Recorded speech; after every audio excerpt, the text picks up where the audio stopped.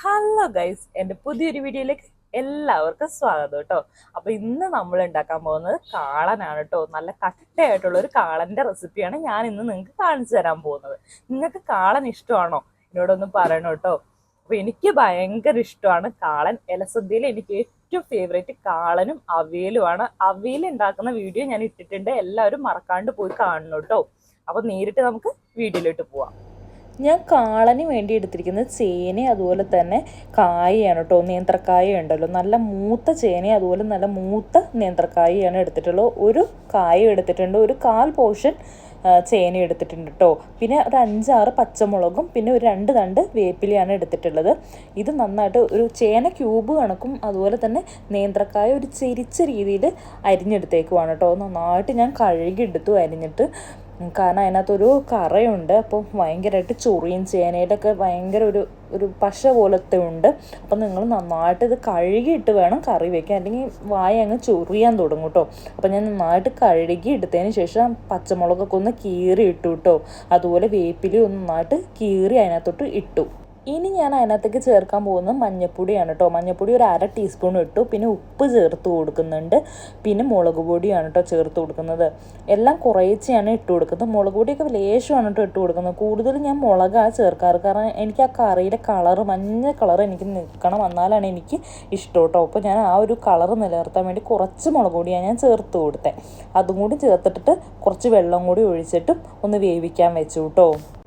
പിന്നെ ഭയങ്കര ചൊറിച്ചിലുള്ള ചേനയാണെങ്കിൽ കുറച്ച് പച്ച വെളിച്ചെണ്ണ ഈ സമയത്ത് ചേർത്ത് കൊടുക്കണം കേട്ടോ. ഇതിപ്പോൾ അത്രയും ചൊറിച്ചിലൊന്നുമുള്ള ചേനയല്ല, അതുകൊണ്ട് ഞാൻ വെളിച്ചെണ്ണ ചേർക്കുന്നില്ല. കൈയൊക്കെ നിങ്ങൾക്ക് ചൊറിയുന്ന പോലെ കഴുകുമ്പോൾ തോന്നുന്നുണ്ടെങ്കിൽ അന്നേരം തന്നെ വെളിച്ചെണ്ണ ചേർത്ത് കൊടുത്താൽ മതിയേ. പിന്നെ ഒത്തിരി വേവുണ്ടെങ്കിൽ ഉപ്പ് വെന്തതിന് ശേഷം ഇട്ട് കൊടുത്താൽ മതി കേട്ടോ. അല്ലെങ്കിൽ ഉപ്പും കൂടി ഇട്ട് കൊടുത്ത് വേവിക്കാൻ വെച്ചതിന് ചില ചേനയൊന്നും വേവത്തില്ല. ഇനി അതിനകത്തേക്ക് വേണ്ട അരപ്പ് ഞാൻ തയ്യാറാക്കി എടുക്കാൻ പോകണം കേട്ടോ. ഒത്തിരി മൂപ്പില്ലാത്ത തേങ്ങയാണ് ഇതിന് ആവശ്യം. അപ്പം ഞാനൊരു 2 കപ്പ് തേങ്ങ എടുത്തിട്ടുണ്ട് കേട്ടോ. അതിനകത്തേക്ക് ഒരു 2-3 അല്ലി ചുമന്നുള്ളി, അതുപോലെ തന്നെ 2-3 അല്ലി വെളുത്തുള്ളി ഇട്ടിട്ടുണ്ട്. ഒരു തണ്ട് വേപ്പില ചേർത്ത് കൊടുത്തു. പിന്നെ ഒരു 1/4 ടീസ്പൂൺ ജീരകമാണ് കേട്ടോ ചേർത്ത് കൊടുത്തത്. പിന്നെ ഒരു 1/4 ടീസ്പൂൺ മഞ്ഞൾപ്പൊടിയും കൂടി ചേർത്ത് കൊടുത്തു. ഒരു കപ്പ് വെള്ളം കൂടി ചേർത്തിട്ട് നമുക്കൊന്ന് അരച്ചെടുക്കാം കേട്ടോ. വെള്ളം ഒരുപാട് ചേർത്ത് കൊടുക്കണ്ട. മോരുകറിക്കൊക്കെ അരയ്ക്കുന്ന പോലെ നമ്മൾ ഒത്തിരി വെള്ളം അങ്ങ് നീട്ടി ചേർത്ത് കൊടുക്കേണ്ട ആവശ്യമൊന്നുമില്ല കേട്ടോ. അപ്പോൾ കുറച്ച് വെള്ളം ഒഴിച്ചതിന് ശേഷം നന്നായിട്ട് അരച്ചെടുത്തതാണേ. നല്ല പരുവത്തിൽ അരച്ചെടുക്കണം കേട്ടോ. ഒത്തിരി ഇങ്ങനെ തരിതരി പോലെ വരാൻ പാടില്ല. നല്ലതായിട്ട് പദം വരത്തി അരച്ചെടുക്കണം. അപ്പോഴത്തേക്കും നമ്മുടെ കായും ചേനയൊക്കെ നന്നായിട്ട് വെന്ത് കിട്ടിയിട്ടുണ്ടായിരുന്നു കേട്ടോ. നല്ലൊരു തിളപ്പൊക്കെ തിളച്ച് നല്ല വെന്ത് കിട്ടിയിട്ടുണ്ടായിരുന്നു. ഇനി തീ ഒന്ന് കുറച്ച് വെച്ചതിന് ശേഷം ഈ ഒരു അരപ്പും കൂടി ഒന്ന് ചേർത്ത് കൊടുക്കുവാണ് കേട്ടോ. തേങ്ങയുടെ അരപ്പ് ചേർത്തതിനൊപ്പം തന്നെ ആ പാത്രം കൂടി കഴുകി ഞാൻ ലേശം വെള്ളം കൂടി ഒന്ന് ചേർത്ത് കൊടുത്തു. ഇനി ഈ ഒരു അരപ്പ് തിളച്ച് കിട്ടാൻ വേണ്ടി വെയിറ്റ് ചെയ്യും. അരപ്പ് ചേർത്ത് കൊടുത്തതിന് ശേഷം തീ കുറച്ചിടാനാട്ടോ പാടുള്ളൂ, പെട്ടെന്ന് അടി പിടിക്കാൻ ചാൻസ് ഉണ്ട്.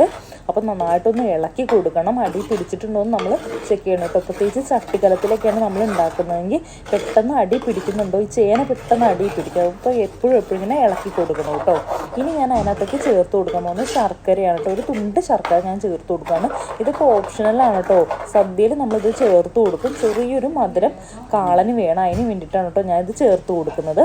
നിങ്ങൾക്ക് ആവശ്യമുണ്ടെങ്കിൽ മാത്രം ശർക്കര ഒന്ന് ചേർത്ത് കൊടുക്കാം കേട്ടോ. നല്ല ടേസ്റ്റാണ്. ശർക്കര ചേർത്തിട്ടല്ല നിങ്ങൾ ഉണ്ടാക്കിയിട്ടുള്ളതെങ്കിൽ ഈ ഒരു പ്രാവശ്യം ശർക്കര ഒന്ന് ചേർത്ത് ഉണ്ടാക്കി കൊടുക്കണം. ഒരുപാടൊന്നും ചേർത്ത് കൊടുക്കണ്ട, ഒരല്പം ചേർത്ത് കൊടുത്താൽ മതി. ഏതൊരു കറിക്കും ഇപ്പോൾ സദ്യ സ്റ്റൈലായിട്ട് നമ്മൾ വെക്കുന്ന എല്ലാ കറിക്കും ലേശം ശർക്കര ചേർത്ത് കൊടുക്കാൻ കുറച്ച് ദിവസം കൂടി അങ്ങ് ഇരിക്കും കേട്ടോ. പെട്ടെന്ന് അങ്ങ് കേടായി പോകത്തില്ല. കാളനൊക്കെ നമുക്ക് സദ്യക്ക് 1 ടീസ്പൂണിൽ 2 ടീസ്പൂണല്ലേ ഉപയോഗിക്കത്തുള്ളൂ. അപ്പം ഞാനിപ്പോൾ കുറച്ച് അധികം ഉണ്ടാക്കി വെക്കുകയാണ് കേട്ടോ. കാരണം എൻ്റെ വീട്ടിൽ എല്ലാവർക്കും ഈ കാളൻ ഭയങ്കര ഇഷ്ടമാണ്. അതുകൊണ്ടാണ് കേട്ടോ ഞാൻ കുറച്ചധികം ഉണ്ടാക്കി വെക്കുന്നത്. ഈ ശർക്കര ചേർക്കുന്നതുകൊണ്ട് നമുക്ക് ഫ്രിഡ്ജിൽ തന്നെ കുറച്ച് ദിവസം അങ്ങ് സൂക്ഷിച്ച് വെക്കാനും പറ്റും. നല്ലൊരു ടേസ്റ്റാണ്. എന്തെങ്കിലും വെച്ചാൽ നല്ലൊരു രുചിയാണ് കേട്ടോ. ഇനി ഇതിനകത്തേക്ക് ഞാൻ ചേർക്കാൻ പോകുന്നത് നല്ല തൈരാണ് കേട്ടോ. നിങ്ങളുടെ കയ്യിൽ തൈരായിട്ട് ഉണ്ടെങ്കിൽ അത് ചേർത്ത് കൊടുത്താൽ അത്. ഇപ്പോൾ എൻ്റെ കയ്യിലുള്ളത് കട്ടത്തൈരാണ് കേട്ടോ. ഭയങ്കര കട്ടയായിട്ട് ഇരിക്കുവാണ്. അപ്പോൾ അതൊന്ന് മിക്സിയിലിട്ടൊന്ന് ക്രഷ് ചെയ്തെടുക്കാൻ വേണ്ടി വെക്കുവാണ് കേട്ടോ. ഒരു 2 കപ്പ് തൈരോളം ഞാൻ ചേർത്ത് കൊടുക്കുന്നുണ്ട്. ഇതിന് ഒത്തിരി അങ്ങ് പുളിയുള്ള തൈരല്ല കേട്ടോ, കുറച്ച് പുളി കുറഞ്ഞ തൈരാണ് ഞാൻ ഇതിന് വേണ്ടി എടുക്കുന്നത്. അപ്പോൾ അരപ്പൊക്കെ ചേർത്ത് വെച്ചിരുന്ന നേന്ത്രക്കായയും ചേനയൊക്കെ നന്നായിട്ട് വെന്ത അരപ്പൊക്കെ നന്നായിട്ട് പിടിച്ച് കിട്ടിയിട്ടുണ്ടായിരുന്നു കേട്ടോ. ചേനയും കായും നന്നായിട്ട് വെന്താൽ മാത്രമാണ് ഇതുപോലെ അരപ്പ് നന്നായിട്ട് പിടിച്ച് കിട്ടത്തുള്ളൂ. ഞാൻ കുറച്ച് നേരമായിട്ട് സ്റ്റൗ ഒന്ന് ഓഫ് ചെയ്ത് വെച്ചേക്കുവാണ്. തീ ചൂടോടെ തന്നെ നമ്മൾ തൈര് ഒഴിച്ച് കൊടുക്കരുത്, കാരണം പിരിഞ്ഞ് പോകും കേട്ടോ. അപ്പോൾ ഞാൻ ഒരു 5 മിനിറ്റായിട്ട് ഇത് ഓഫ് ചെയ്തിട്ടേക്കുമായിരുന്നു കേട്ടോ.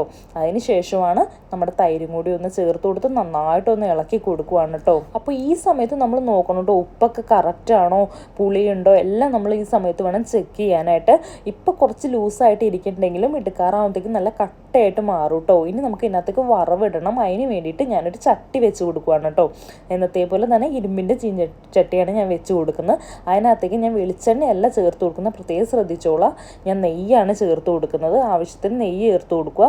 അതിനകത്തോട്ട് നമ്മളിന്ന് കടുക് വറുത്തിടാൻ പോകുന്നത്. കട്ടക്കാളനൊക്കെ ഉണ്ടാക്കുമ്പോൾ ഇതുപോലെ നെയ്യിലൊന്ന് വറുത്തിടാൻ നിങ്ങളൊന്ന് നോക്കണേ. അതല്ല നെയ്യ് ഇല്ല എങ്കിൽ നിങ്ങളിപ്പോൾ വെളിച്ചെണ്ണ ചേർത്താലും മതി കേട്ടോ. ഞാനിവിടെ എടുത്തിരിക്കുന്നത് നെയ്യാണ്. ഒരു 2-3 ടീസ്പൂൺ നെയ്യുണ്ട്. അതും നന്നായിട്ട് ചൂടായതിന് ശേഷം അതിനകത്തേക്ക് കടുക് ഇട്ട് കൊടുത്തു. അതിനകത്തേക്ക് പിന്നെ ഉലുവ ചേർത്ത് കൊടുക്കുന്നുണ്ട്. അതിനകത്തേക്ക് വറ്റൽമുളകും കറിവേപ്പിലയും കൂടി ഒന്ന് ചേർത്ത് കൊടുക്കുന്നുണ്ട് കേട്ടോ. ഇനി വട്ടത്തിൽ അരിഞ്ഞു വെച്ചിരിക്കുന്ന കൊച്ചുള്ളിയും കൂടി ഒന്ന് ചേർത്തിട്ട് നന്നായിട്ടൊന്ന് മൂപ്പിച്ച് ഒരു ബ്രൗൺ കളർ ആക്കണം കേട്ടോ. ഇപ്പം നല്ലൊരു സ്മെല്ലാണ് വന്നിരിക്കുന്നത്, നല്ലൊരു സ്മെല്ല് വരുന്നുണ്ട് കേട്ടോ. പിന്നെ ഞാൻ ലേശം ഉഴുന്ന് പരിപ്പും കൂടി ഇട്ട് കൊടുക്കുന്നുണ്ടായിരുന്നു കേട്ടോ. കാരണം ഇത് നല്ലൊരു ടേസ്റ്റാണ്. കാളനൊക്കെ ഉണ്ടാക്കുമ്പോൾ ഇങ്ങനെ ഉണ്ടാക്കി കഴിഞ്ഞാൽ ഞാൻ ഉഴുന്ന് പരിപ്പ് കൂടി ചേർത്ത് കൊടുത്ത് നന്നായിട്ടൊരു ബ്രൗൺ കളറാവണം വരെ ഉള്ളിയൊക്കെ നന്നായിട്ടൊന്ന് മൂപ്പിച്ചെടുത്തു കേട്ടോ. നല്ലൊരു ടേസ്റ്റാണ്. ഇതുപോലെ നെയ്യിലും മോരുകറി ആണെങ്കിലും ശരി, കാളനാണെങ്കിലും ശരി, മോര് വെച്ചുണ്ടാക്കുന്ന എന്ത് കൂട്ടാനാണെങ്കിലും ശരി, ഇതുപോലെ ഒന്ന് നെയ്യിൽ താളിച്ചിട്ട് വെക്കുക. നല്ല ടേസ്റ്റാണ് ഉണ്ടാവുക. അപ്പോൾ അതിനി കറിയിലോട്ട് ചേർത്ത് കൊടുക്കുകയാണ് കേട്ടോ. അപ്പോൾ നല്ല ബ്രൗൺ കളറൊക്കെ ആയിട്ടുണ്ട്. ഒത്തിരി കരിഞ്ഞ് പോരുത് കേട്ടോ. നെയ്യൊക്കെ ആകുമ്പോൾ പെട്ടെന്ന് കരിഞ്ഞ് പോകാൻ ചാൻസ് ഉണ്ട്. ഒത്തിരി കരിഞ്ഞ് പോകാൻ പാടില്ല. ജസ്റ്റ് ഒരു ബ്രൗൺ കളറായത് കേട്ടോ. അതും കൂടി ചേർത്ത് കൊടുത്ത് നന്നായിട്ട് ഇളക്കി യോജിപ്പിച്ച് കൊടുക്കണം. നല്ലൊരു ടേസ്റ്റാണ്. എല്ലാവരും ഉണ്ടാക്കി നോക്കണം കേട്ടോ. വളരെ എളുപ്പമാണ്. നിങ്ങളുടെ വീട്ടിൽ എങ്ങനെയാണ് ഉണ്ടാക്കണമെങ്കിൽ ഒന്ന് കമൻറ്റ് ചെയ്യണം കേട്ടോ. എൻ്റെ വീട്ടിൽ ഇങ്ങനെയാണ് ഉണ്ടാക്കുക, എൻ്റെ അമ്മയൊക്കെ ഇങ്ങനെയാണ് ഉണ്ടാക്കുക. ഞങ്ങൾ കുടുംബത്തോടെ ഈ കാളൻ്റെ വളരെ പ്രിയപ്പെട്ട ആൾക്കാരാണ് കേട്ടോ. എനിക്ക് ഭയങ്കര ഇഷ്ടമാണ് കാളൻ മാത്രം മതി ചോറ് ഉണ്ണാൻ. ഇപ്പോൾ സാധാരണ ദിവസങ്ങളിലൊക്കെ ആണെങ്കിൽ കാളനും പിന്നെ എന്തെങ്കിലും ഉണക്കമീൻ വറുത്തതോ അങ്ങനെയൊക്കെ ഉണ്ടെങ്കിൽ നല്ലൊരു ടേസ്റ്റാണ്. അതുപോലെ തന്നെ സ്കൂളിൽ കൊടുത്തു വിടാനൊക്കെ നല്ലൊരു ടേസ്റ്റുള്ളൊരു നല്ല കറിയാണ്. നമ്മൾ 4 തവി ചോറെങ്കിലും കഴിക്കും. അപ്പോൾ കാളൻ്റെ ഈ ഒരു റെസിപ്പി നിങ്ങൾക്ക് ഇഷ്ടമായെന്ന് ഞാൻ വിചാരിക്കുന്നു. നിങ്ങൾക്ക് ഇഷ്ടമായെങ്കിൽ ഉറപ്പായിട്ടും എന്നെ സപ്പോർട്ട് ചെയ്യണം കേട്ടോ. കമൻറ്റ് ചെയ്യണം, സബ്സ്ക്രൈബ് ചെയ്യണം, ലൈക്ക് ചെയ്യണം, ഷെയർ ചെയ്യണം, എല്ലാം ചെയ്യണം കേട്ടോ. അപ്പോൾ ഒരു പുതിയൊരു വീഡിയോ ആയിട്ട് വരുന്നവരെ ബൈ.